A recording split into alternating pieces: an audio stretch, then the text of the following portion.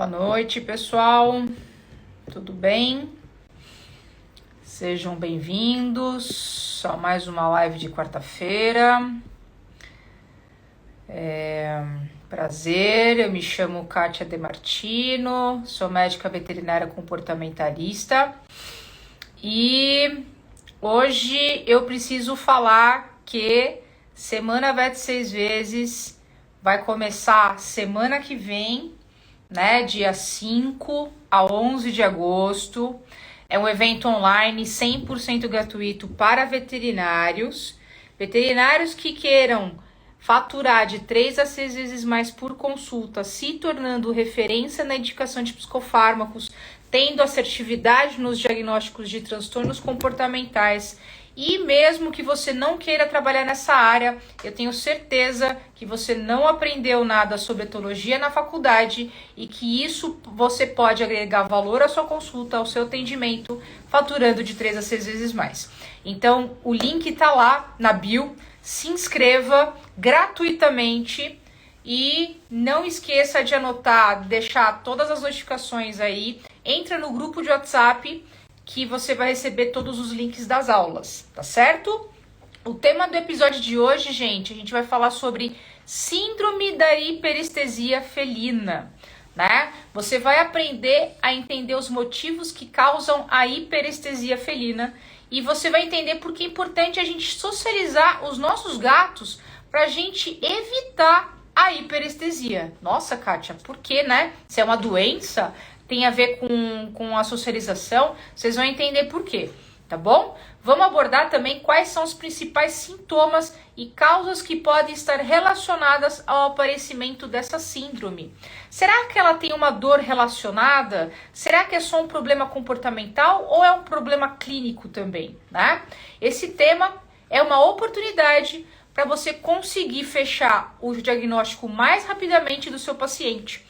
Mesmo que você sendo clínico, você precisa entender sobre comportamento para o melhor tratamento diagnóstico e que animais podem ter resultados diferentes para o mesmo protocolo de tratamento.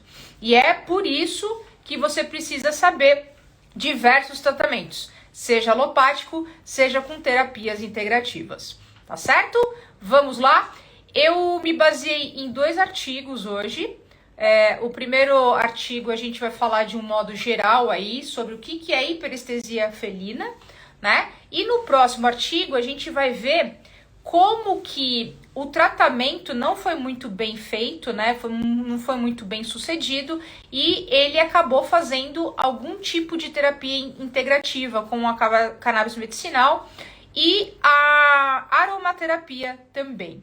Certo? Mas antes de mais nada, a gente precisa entender o que é síndrome, né? Síndrome da ansiedade por separação, síndrome da hiperestesia felina, o que é síndrome? Síndrome é um conjunto de sinais e sintomas que caracterizam uma condição médica específica, tá? E, espera só um pouquinho, gente, deixa eu só colocar aqui. Agora eu acho que vai ficar melhor para mim.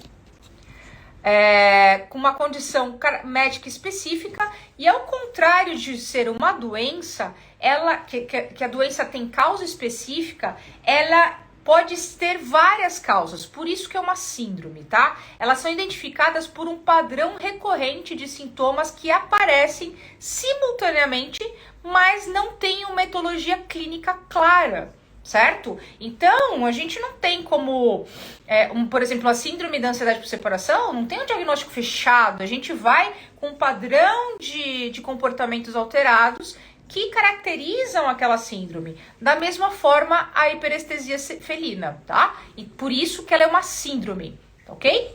A hiperestesia, ela compreende de um sinal clínico de sensibilidade cutânea aumentada frente a um estímulo doloroso.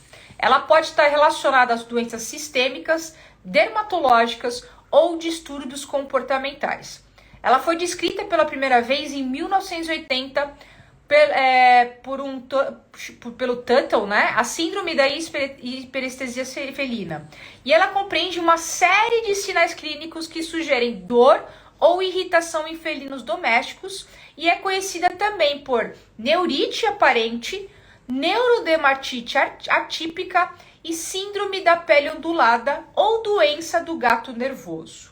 O felino portador dessa síndrome tem como principais sinais clínicos morder ou lamber a área lombar, do flanco ou da cauda, assim como, ao ser tocado levemente, ter espasmos musculares na região lombar dorsal, além de vocalizações excessivas. Então, tem alguns gatos, né, que apresentam essa síndrome, que a gente percebe ao dorso dele, a região lombar, que ela faz um movimento, né? Então, isso pode ser algum tipo de sintoma que caracteriza essa síndrome. Não necessariamente, somente isso a gente consegue fechar o diagnóstico, como a gente falou aqui. É uma síndrome, então ela é uma união de sintomatologias, né, de comportamentos que sugerem a síndrome da hiperestesia felina, tá bom? Alguns casos apresentam episódios de convulsão. A síndrome da hiperestesia felina foi considerada um comportamento obsessivo-compulsivo semelhante à síndrome de Tourette em humanos também.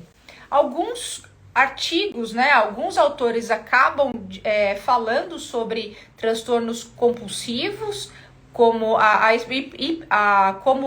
hiperestesia felina como um transtorno compulsivo, outros autores não, tá? Então, assim, ainda ela não tá muito bem elucidada, mas a gente precisa entender aí como a melhor forma de tratamento dela. Mas antes disso, a gente precisa entender de onde surge, o que causa essa síndrome, né? Antes do tratamento, tá bom?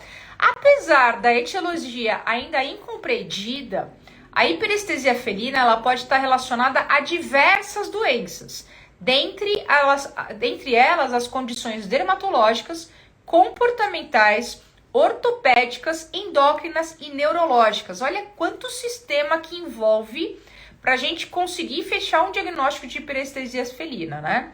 A incidência da hiperestesia felina tem sido relatada de um modo geral em gatos jovens e meia-idade. Não há predisposição por sexo e ela afeta animais de qualquer raça, ainda que siameses, birmaneses, abissínios e persas perfaçam o maior número de relatos. Dentre as condições clínicas desencadeadoras associadas com a hiperestesia estão problemas dermatológicos, como dermatite alérgica à picada de pulga, dermatomicoses, piodermites, além de distúrbios endócrinos, neurológicos, ortopédicos e a síndrome da Pandora. Síndrome da Pandora, gente, é uma síndrome que ela é caracterizada aí muito comportamental. É algo que acontece no ambiente daquele animal, né? Por exemplo, a perda de alguém, a mudança de casa, que é extremamente comum. Aquele animal, ele para de urinar, né? Para de urinar, ele tem um estresse aí muito grande e ele acaba parando de urinar. E por parar de urinar, aí tem a causa, né, problemas de trato urinário e pode levar à síndrome da hiperestesia felina também, né? E aí depois, mais pra frente, vocês vão entender por que é importante socializar os nossos gatos desde pequenininho para que a gente evite tudo isso, tá bom? Tanto a Pandora quanto a hiperestesia felina. Apesar das associações entre a hiperestesia e outras doenças, a patogênese dela ainda não foi bem esclarecida e suas causas bases são multifatoriais, né? Então ela afeta vários sistemas aí, o que acaba levando um leque de diagnósticos diferenciais até que se possa chegar ao diagnóstico definitivo. Então a gente vai descartar muitos problemas clínicos, muitas doenças, para a gente ter certeza de que é a hiperestesia felina, tá bom?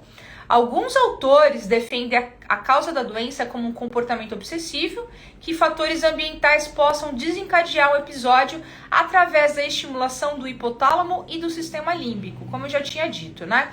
e estes, por sua vez, ativam a atividade motora através dos gânglios basais. E os neurotransmissores envolvidos são dopamina, que são níveis elevados, que aumenta a frequência do comportamento compulsivo, os opioides e a serotonina. E a serotonina tem níveis reduzidos, no qual diminui a incidência do comportamento compulsivo, né? Acredita-se que a elevação dos níveis de opioides no cérebro decorrentes do comportamento compulsivo, o que ainda reforçaria tal comportamento, visto que os opiáceos causam sensação prazerosa, promovendo uma espécie de feedback positivo. Então, por isso que alguns autores acabam falando que a hiperestesia felina ela pode ser um comportamento compulsivo, porque existe esse vício, né? O sistema nervoso central fica vicioso aí nesses comportamentos, tá bom? Uma alternativa a outros dois comportamentos conflitantes, como por exemplo, o felino está com dificuldade para usar a caixa de areia no local do disposto, logo ele tem dois problemas: a caixa em um lugar desagradável e o fato de segurar a micção, que automaticamente a gente tá falando um pouco mais aí da síndrome da Pandora, né? O fato de você diminuir a quantidade de substrato da caixa de areia, você ter mudado o substrato da caixa de areia, você ter mudado de casa, você ter mudado a caixa de lugar, tudo isso pode comprometer o aparecimento da hiperestesia, porque aquele animal ele vai estar sob estresse, né? Por você ter mudado algo na rotina dele, e aí ele para de urinar, certo? E aí automaticamente ele tem um problema urinário aí e que pode desencadear a síndrome da Pandora. Quais são os sinais, né? Os principais sinais estão vocalizações excessivas, espasmos musculares, foi que eu tinha dito, né? A gente vê na lombar assim, mexendo bastante. Episódios de agitação excessiva. Não confundam, gente, com atividade natural do gato, tá? O gato, ele tem alguns picos, tem os momentos que eles são animais crepusculares, eles têm alguns momentos do dia que eles vão estar com uma atividade muito maior, e aí não necessariamente é devido a um problema, tá? É natural do comportamento dele ter mais atividade naquele momento também, tá bom? Vocalizações, agitação excessiva, automutilação, movimentos exagerados de cauda e inclusive episódios compulsivos. Então aquela batida, né? Aquele movimento da lombar e a batida de cauda também é muito intenso e automaticamente a gente precisa juntar tudo aí, mas antes a gente tem que fazer o diagnóstico diferencial, tá bom? O diagnóstico diferencial, né, dentre as doenças mais associadas com a presença de sinais de hiperestesia estão as dermatológicas, como as dermatofitoses, dermatite alérgica à picada de pulga de carrapato, piodermite, escabiose, hipersensibilidade alimentar, doenças autoimunes e síndrome atópica cutânea felina. Olha isso, né? Como tem um diagnóstico diferencial de vários problemas de pele aí do gato. Os exames, um detalhado histórico e anamnese, elas contribuem de forma significativa para a compreensão do quadro, visto que muitos dos comportamentos relatados não serão produzidos em consultório. Claro, gente, isso o tutor, ele vai falar para você o que está acontecendo. E que é legal também, é interessante a gente pegar alguns vídeos, ver o comportamento desse gato, né? Porque fica muito mais rico pra gente conseguir fechar um diagnóstico também, tá bom? Além do exame físico geral, o neurológico também é importante, já que um grande número de casos tem relação com doenças degenerativas da coluna espinhal, porque muitas vezes pode causar uma dor também, tá? E esse animal fica mais sensível ao toque também por causa da dor. Já que um grande número de casos exames complementares como hemograma, perfil bioquímico, exame de urina, radiografia da coluna, devem ser realizados em todos os casos. Exames dermatológicos, como cultura fúngica e bacteriológica, raspados parasitológicos, histologia de pele ou de músculo, podem ser necessários de acordo com a suspeita. E sorologias para toxoplasma, vírus da FeLV e sorologia de FIV e FeLV, né, também devem ser realizados, tá bom? Então a gente precisa descartar muitas doenças aí antes da gente fechar o diagnóstico de hiperestesia.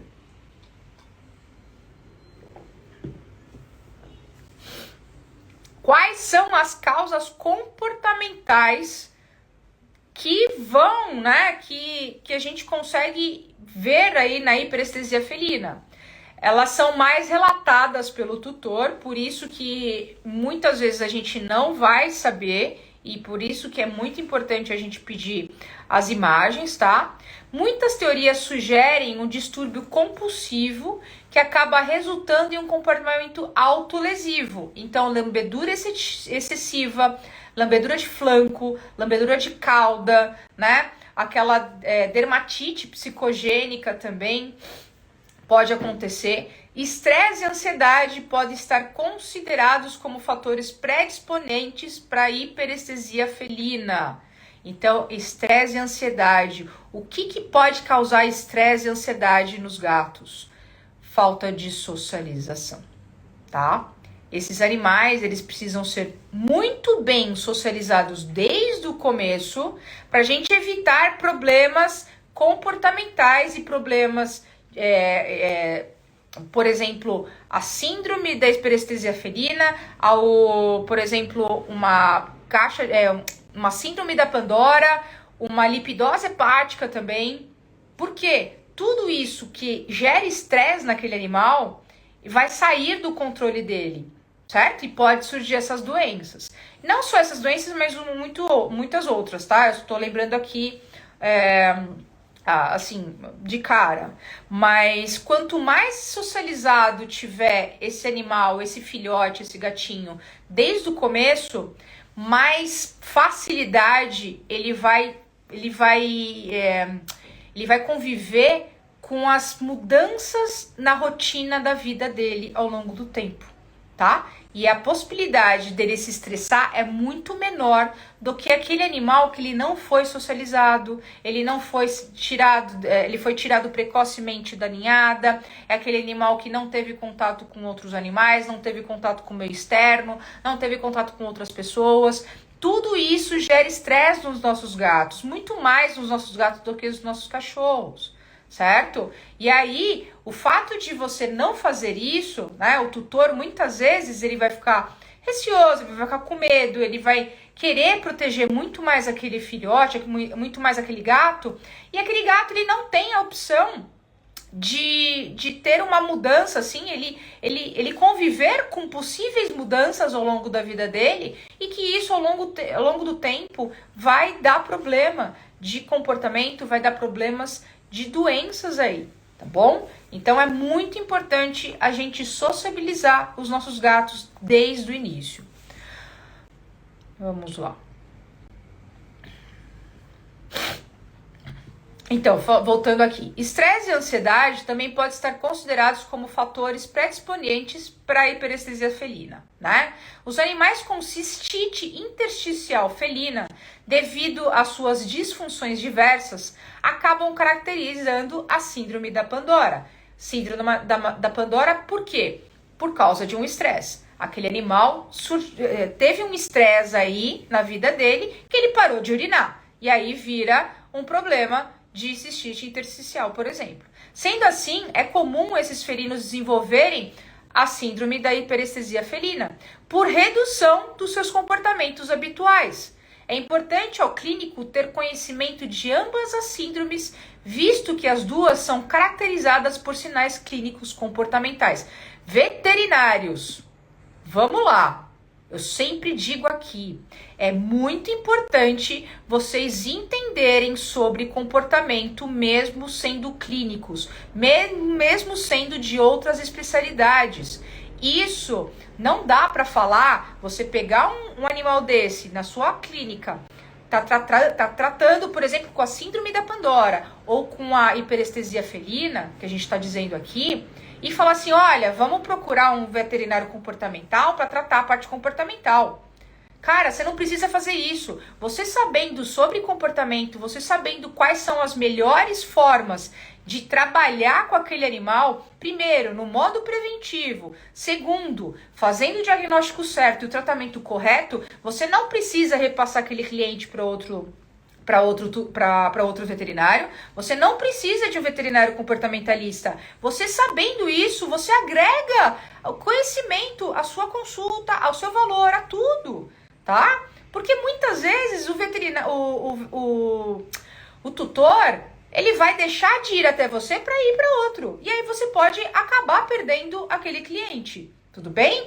Por isso, eu digo aqui, por isso, entre na semana VET 6 vezes, vocês vão entender como que vocês precisam entender sobre comportamento, mesmo sendo de outras especialidades, tá bom?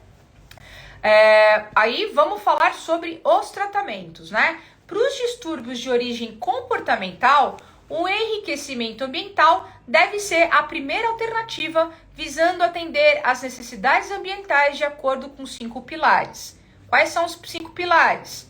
Cara, eu já fiz eu fiz a live anterior aí de manejo de baixo estresse, se vocês quiserem assistir, tá? Ela tá gravada. Eu falo sobre os 5 domínios. Os animais, eles precisam exercer as suas atividades, seus comportamentos naturais, eles precisam estar livre, né, de desconforto. Tudo isso vai caracterizar um bem-estar. Quanto mais necessidades básicas a gente supre para aquele animal, menos problemas comportamentais vão surgir ao longo da vida ou vão diminuir, tá? Se aquele animal tiver. E você tendo isso, os animais tendo enriquecimento ambiental muito bem estabelecido, eles trabalharem, né? Eles exercerem os comportamentos naturais deles, porque o gato precisa ser um gato, o cão precisa ser um cão, mais bem-estar estabelecido ele vai estar, menos nível de cortisol ele vai estar no organismo, consequentemente menos estresse e consequentemente menos problemas comportamentais e menos problemas clínicos também vão surgir, tá certo? Tratamentos alternativos como acupuntura e uso de fitoterápicos e homeopatia também. Existem tratamentos com psicofármacos, né? Quais são os psicofármacos com mais que a gente vê mais aí no tratamento de hiperestesia felina? Inibidores seletivos de recaptação de serotonina, antidepressivos tricíclicos, gabapentina, tá? Eles são descritos como os tratamentos também. Aí, eu quero falar de um artigo que eu peguei e é importante vocês entenderem que alguns animais, alguns gatos, mesmo com todo aquele protocolo, né? A gente vai entrar com isso, a gente vai entrar com inibidor seletivo, a gente vai entrar com gabapentina, mesmo assim, tem alguns animais que eles vão responder bem ou eles não vão responder muito bem ao tratamento. E aí a gente vai precisar de outras alternativas, tá? E quais são as outras alternativas? Se você entender somente aquele protocolo, você não vai conseguir entender quais outras alternativas você tem. Tá? Então, por isso que é importante também você entender sobre psicofarmacologia e terapias integrativas, ok? E que eu falo muito aqui e que tem a Semana VET 6 vezes falando sobre isso. Evento online e 100% gratuito para você. Então, aqui eu vou falar de um artigo, de um relato de caso, né? Que ele relatar um caso de hiperestesia felina em um macho castrado de 2 anos de idade que ele não respondeu satisfatoriamente aos tratamentos convencionais, sendo necessária a implementação de opções de terapêuticas integrativas como aromaterapia e óleo de cannabis medicinal. Tá? Vamos falar um pouquinho aqui. Tratamentos medicamentosos têm sido usados com graus variados de sucesso para a síndrome da hiperestesia felina.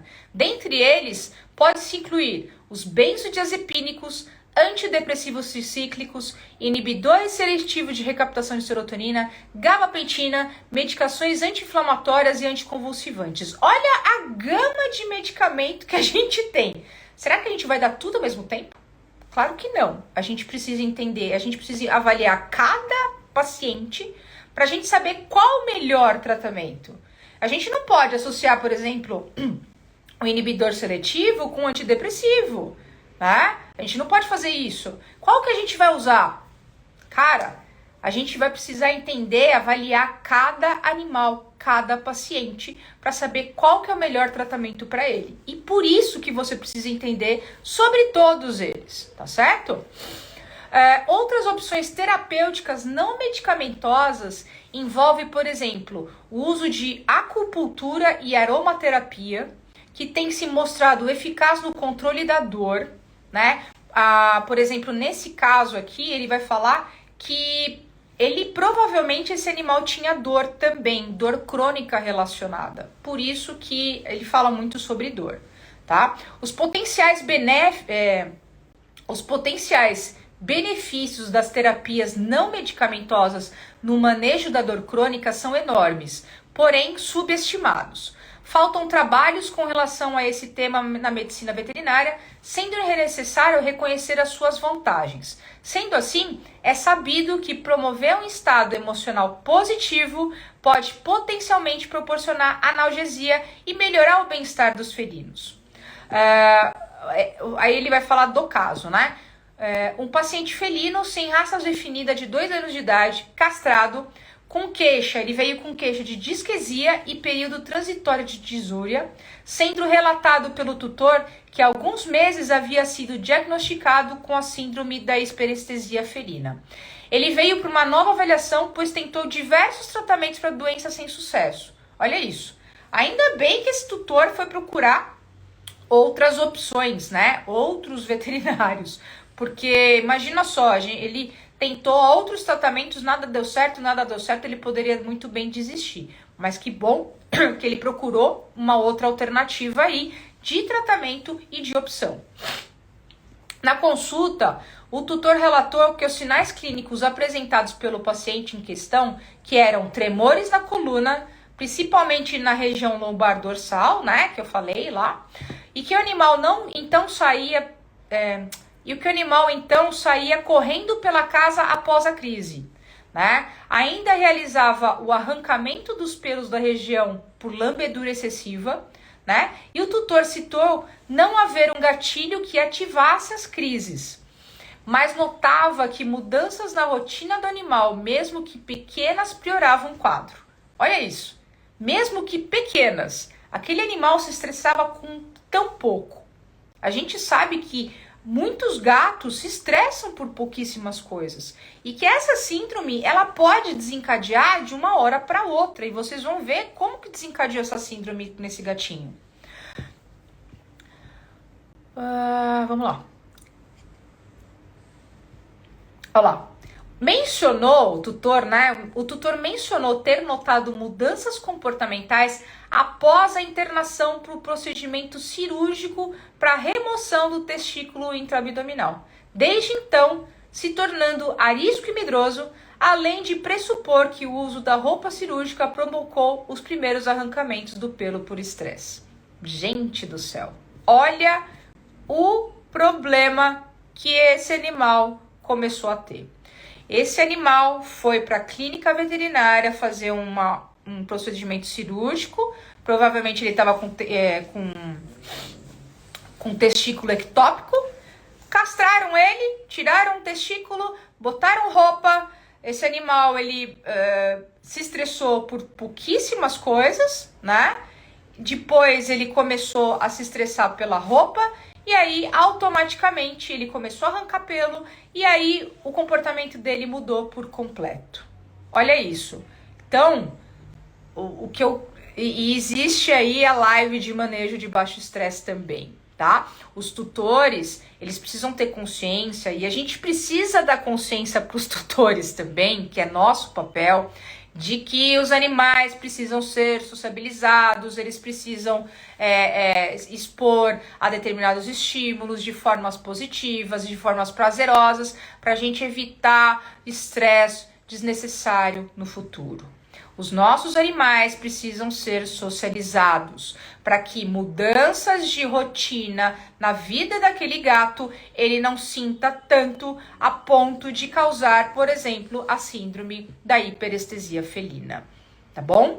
Porém, nós, veterinários, precisamos ter a consciência de fazer um manejo de baixo estresse dentro da clínica, dentro do consultório e pós-procedimento cirúrgico também, para minimizar o desconforto e o estresse desses animais. Porque mudanças na rotina desse animal causou esse problema. Se puder, por exemplo, eu não estou falando aqui, eu não estou questionando, tá? Mas provavelmente foi feita a castração e esse gato foi para fora de casa. Poderia, dentro de uma clínica, dentro do hospital, dentro da internação, esse animal tá com uma feromoniterapia, com uma aromaterapia, com uma musicoterapia, com diminuição de estímulos, tudo isso para minimizar o estresse no pós-operatório daquele animal. Tudo isso vai diminuir a possibilidade desse animal ter um problema de estresse no futuro. Esse animal se tornou arisco, se tornou medroso e causou a hiperestesia felina. Olha, imagina a frustração desse tutor quando ele pegou esse gatinho, né, de novo.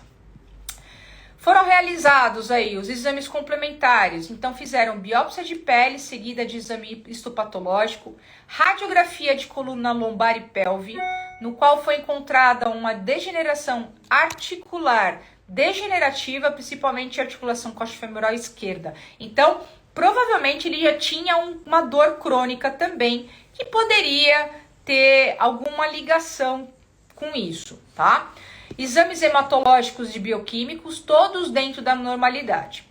Após a exclusão de algumas enfermidades, fechou-se o diagnóstico de hiperestesia felina.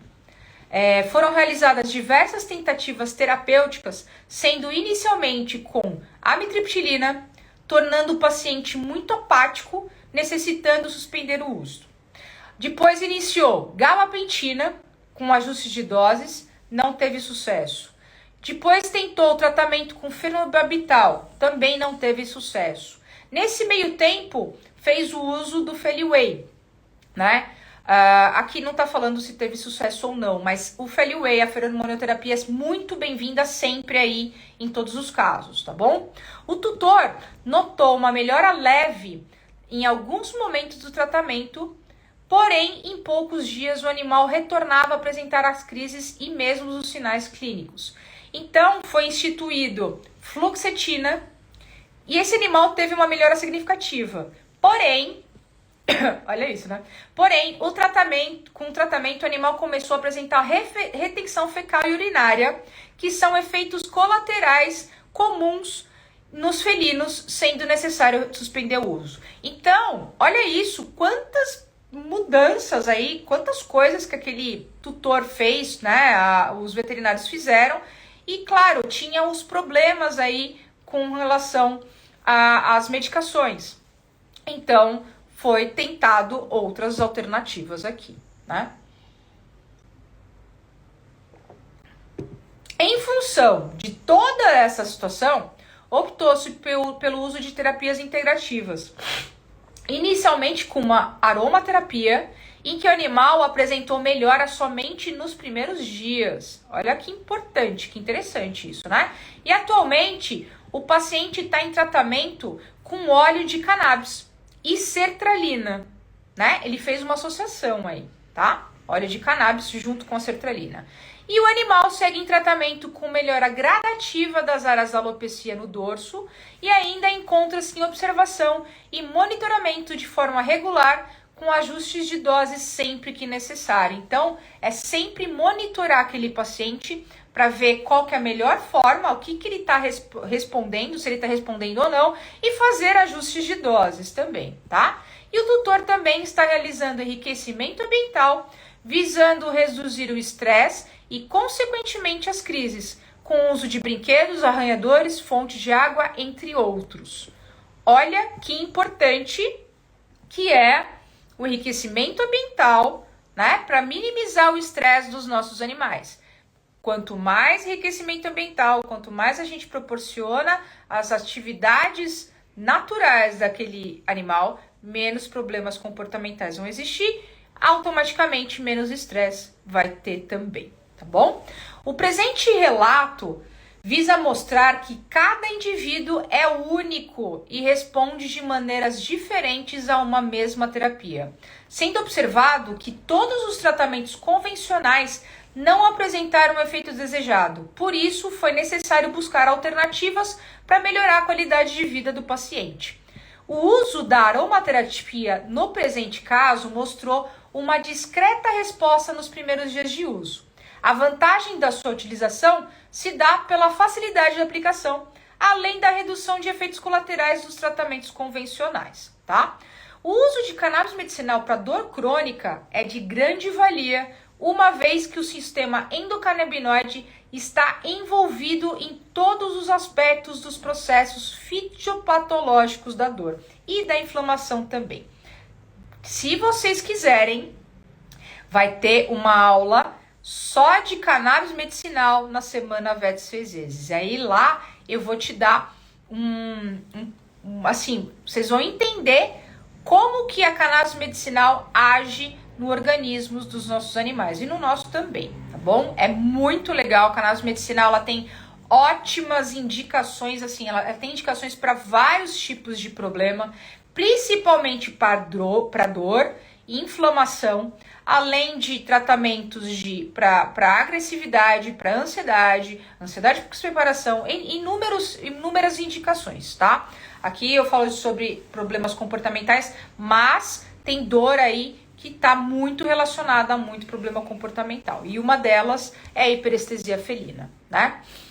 Então, a síndrome da hiperestesia felina é de fato um desafio, tanto com relação ao seu diagnóstico quanto ao tratamento, necessitando de maiores estudos para compreensão da alteração e melhores opções terapêuticas.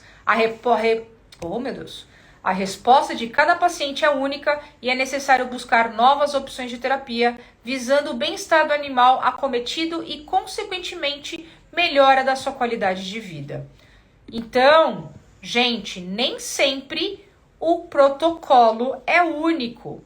A gente tem inúmeras medicações que a gente pode trabalhar na hiperestesia felina, porém, se a gente não trabalha a parte comportamental, a gente tá comendo bola no tratamento, certo? Não vai adiantar você entupir o seu animal, o seu paciente de medicamento e esquecer da parte do bem-estar, porque é o bem-estar que vai diminuir o estresse daquele animal e que vai diminuir as frequências, né, de dor, de estresse que ele pode surgir. E aí a síndrome pode ficar muito maior.